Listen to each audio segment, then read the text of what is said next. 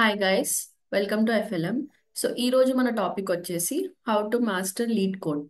So చాలా మంది like మ్యాంగ్ based companies ని క్రాక్ చేద్దాం అనుకుంటారు. లైక్ మెటా అవ్వచ్చు, యాపిల్ అవ్వచ్చు, అమెజాన్ అవ్వచ్చు.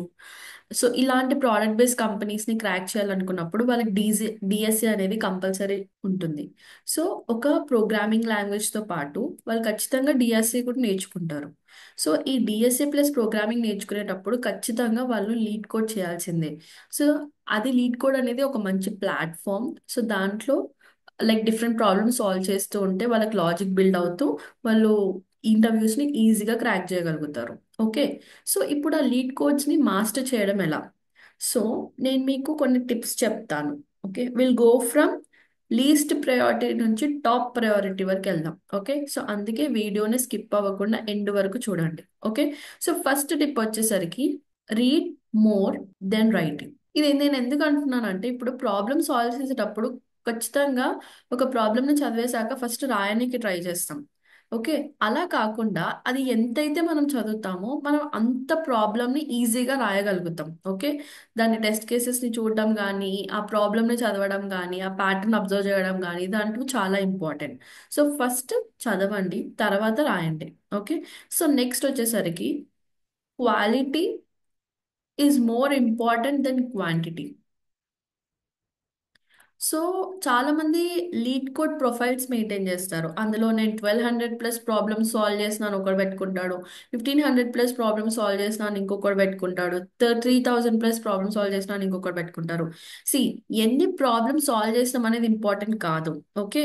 నేను లిటరల్లీ 120 ప్రాబ్లమ్సే సాల్వ్ చేసి డిఎస్సి క్రాక్ చేసి ఇంటర్వ్యూస్ క్రాక్ చేసి అమెజాన్ లాంటి కంపెనీస్కి వెళ్ళిన ప్రొఫైల్స్ కూడా చూశాను.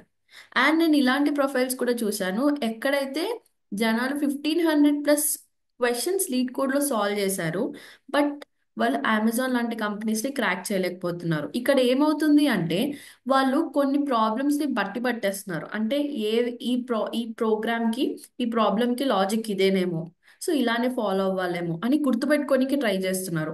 కానీ కొంతమంది ఏం చేస్తున్నారు, ఆ ప్రాబ్లమ్కి లాజిక్, ఆ థింకింగ్ అనేది బిల్డ్ చేసుకుంటున్నారు. అది కదా ఎక్కువ ఇంపార్టెంట్. సి, మీరు ప్రాబ్లం చూసి కింద డిస్కషన్స్ లో ఆన్సర్ ఉంటే అది పెట్టి కూడా ప్రాబ్లమ్స్ అనేది చేసేసినా అని చెప్పుకోవచ్చు. అది ఇక్కడ మ్యాటర్ అవ్వదు. మనం ఎంత తక్కువ ప్రాబ్లమ్ సాల్వ్ చేసినా కానీ మన లాజిక్ ఎలా బిల్డ్ అవుతుంది, ప్రాబ్లం వచ్చినప్పుడు ఆ లీడ్ కోర్స్ లో లేనిది కూడా నేను ఎలా క్రాక్ చేయగలుగుతున్నాను, మనం ఇది చేయగలుగుతున్నామో లేదా అని అది చూసుకోవాలి. అది ఇంపార్టెంట్ మనకి. ఓకే. సో నెక్స్ట్ వచ్చేసరికి ఏంటి అంటే 80/20 అని ఒక రూల్ ఉంటుంది రీడ్ కోడ్ సాల్వింగ్ లో. ఏంటి అంటే ఇప్పుడు 80% ఆఫ్ ఇంటర్వ్యూస్ ఈ 20% ఆఫ్ క్వశ్చన్స్ లోనే వస్తాయి. ఏంటి అంటే suppose most as frequently asked interview questions in DS అని కొడితే ఒక 120 క్వశ్చన్స్ లిస్ట్ వచ్చింది అనుకోండి. ఈ 120 పైన ఫస్ట్ ఫోకస్ చేయండి మీరు. ఓకే. ఆ 120 పైన ఎక్కువ ఫోకస్ చేస్తే మోస్ట్లీ 80% ఆఫ్ కంపెనీస్లో ఎక్కువ మట్టుకి మనకి 20% ఆఫ్ క్వశ్చన్స్ ఏదైతే చూస్తూ ఉంటామో అవే వస్తూ ఉంటాయి, అడుగుతా ఉంటారు. సో మోస్ట్లీ ఫస్ట్ అవి ప్రాక్టీస్ చేస్తే మీకు సరిపోతుంది. ఓకే. సో నెక్స్ట్ వచ్చేసరికి మీకు మాక్ ఇంటర్వ్యూస్ అటెండ్ అవ్వాలి. మాక్ ఇంటర్వ్యూస్ అటెండ్ అవ్వాలి, ఫెయిల్ అవ్వాలి, మళ్ళీ అటెండ్ అవ్వాలి.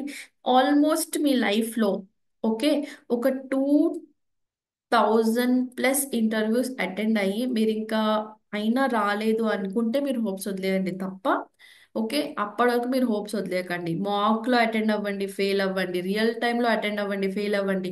అటెండ్ అవుతూ ఉంటే అట్లీస్ట్ మీరు క్రాక్ చేయలేకపోయినా కానీ అట్లీస్ట్ ఆ ఇంటర్వ్యూస్లో ఏ క్వశ్చన్స్ అడుగుతున్నారు, ఏ టైప్ ఆఫ్ క్వశ్చన్స్ అడుగుతున్నారు, అండ్ ఎలా అడుగుతున్నారు, నేను ఎలా ఆలోచిస్తున్నాను, ఎంత టైంలో చేయగలుగుతున్నాను, నెక్స్ట్ టైంకి నేను ఎంత చేయగలగాలి. సో ఈ టిప్స్ ఫాలో అయ్యి మీరు కనుక ఇంటర్వ్యూస్ సీరియస్గా తీసుకుంటే ఓకే, మీకు క్రాక్ చేయకపోయినా పర్లేదు, అట్లీస్ట్ అక్కడికి వెళ్ళి ఎక్స్పీరియన్స్ అయినా వస్తుంది కదా మీకు. So try attending mock interviews, అలాగే టెక్నికల్ రౌండ్ ఆఫ్ ఇంటర్వ్యూస్ని క్రాక్ చేయడానికి కూడా ట్రై చేయండి. Okay. So next most important thing, చాలా మంది ఇది చెయ్యరు అండ్ చాలా ప్రయారిటీగా చెప్తున్నాను, ప్యాటర్న్స్ని అబ్జర్వ్ చేయడం. సో మనం లీడ్ కోడ్లో ఆల్మోస్ట్ ఒక 2000 క్వశ్చన్స్ ఉన్నాయనుకుందాం. సపోజ్ లెట్స్ అజ్యూమ్ ఒక 2000 క్వశ్చన్స్ ఉంటే చాలా మంది ఏమనుకుంటారంటే ఒక్కొక్క క్వశ్చన్కి ఒక్కొక్క డిఫరెంట్ లైక్ ప్రాబ్లం ఉంటుంది అని అనుకుంటారు. కానీ అది ఇక్కడ కాదు. కానీ ఇక్కడ మ్యాటర్ ఏంటి అంటే ఇక్కడ మనకి different types of patterns, most commonly used ప్యాటర్న్సే ప్రతి ఒక్క క్వశ్చన్స్కి సాల్వ్ చేస్తూ ఉంటే మనకు అర్థమవుతుంది. ఓకే. లైక్ కొంతమంది ఏం చేస్తా కొన్ని ప్యాటర్న్స్ ఎగ్జాంపుల్స్ ఏంటి అంటే డెప్త్ ఫస్ట్ అప్రోచ్ అని. ఓకే. నెక్స్ట్ స్లైడింగ్ విండో అని. నెక్స్ట్ వచ్చేసరికి టూ పాయింటర్స్ అని. సో ఇలా మనకి డిఫరెంట్ కైండ్స్ ఆఫ్ ప్యాటర్న్స్ ఉంటాయి. ఎప్పుడైతే నువ్వు ప్రాబ్లమ్ సాల్వ్ చేసేటప్పుడు ఇలాంటి డిఫరెంట్ కైండ్స్ ఆఫ్ ప్యాటర్న్స్ నువ్వు అబ్జర్వ్ చేస్తావో అప్పుడు నీకు అర్థమైపోతుంది. లైక్ అన్ని ప్రాబ్లమ్స్ నేను ఇదే ప్యాటర్న్స్తో నేను చేయగలుగుతా, ప్రతి ఒక్క క్వశ్చన్ నేను చేయాల్సిన అవసరం లేదు. సో సమ్హౌ ఈ ప్యాటర్న్స్ అనేది correlated to quality plus quantity. ఓకేనా. సో ఈ ప్యాటర్న్స్ని కనుక మీరు రికగ్నైజ్ చేస్తే డెఫినెట్లీ మీరు ఆ క్వాంటిటీ, అంటే క్వాంటిటీ చూడకుండా ఆ క్వాలిటీలోనే మీరు జాబ్ క్రాక్ చేయొచ్చు. ఓకే. సో ఇవన్నీ మీరు ఫాలో అయ్యాక నెక్స్ట్ మీరు జాబ్ ఎలా క్రాక్ చేస్తారు? ఫస్ట్ మీ రెజ్యూమ్ మెయింటైన్ చేసుకోవడం ఏటీఎస్ ప్రూఫ్లో. నెక్స్ట్ మీ లింక్డ్ఇన్ సరిగ్గా ప్రొఫైల్ బిల్డ్ చేసుకోవడం. ఓకే. అండ్ మీకు ఒక పర్సనలైజ్డ్ వెబ్సైట్ ఉండడం. అండ్ వాళ్ళ టెక్నికల్ రౌండ్లో అడిగే ఇంటర్వ్యూ క్వశ్చన్స్కి మీరు రెడీగా ఉండి ఆ ప్యాటర్న్స్ని క్రాక్ చేయగలగడం. ఓకే. ఈ విధంగా మీరు ఫాలో అవుతే కనుక ఈజీగా మీరు ప్రోడక్ట్ బేస్డ్ కంపెనీస్లో ఇంటర్వ్యూస్ని క్రాక్ చేయొచ్చు. ఓకే. సో ఈ వీడియో కనుక మీకు నచ్చినట్టయితే click on the like and subscribe button. ఇలాంటి ఇంకా వీడియోస్ కావాలి అనుకుంటే subscribe to our FLM channel. Thank you.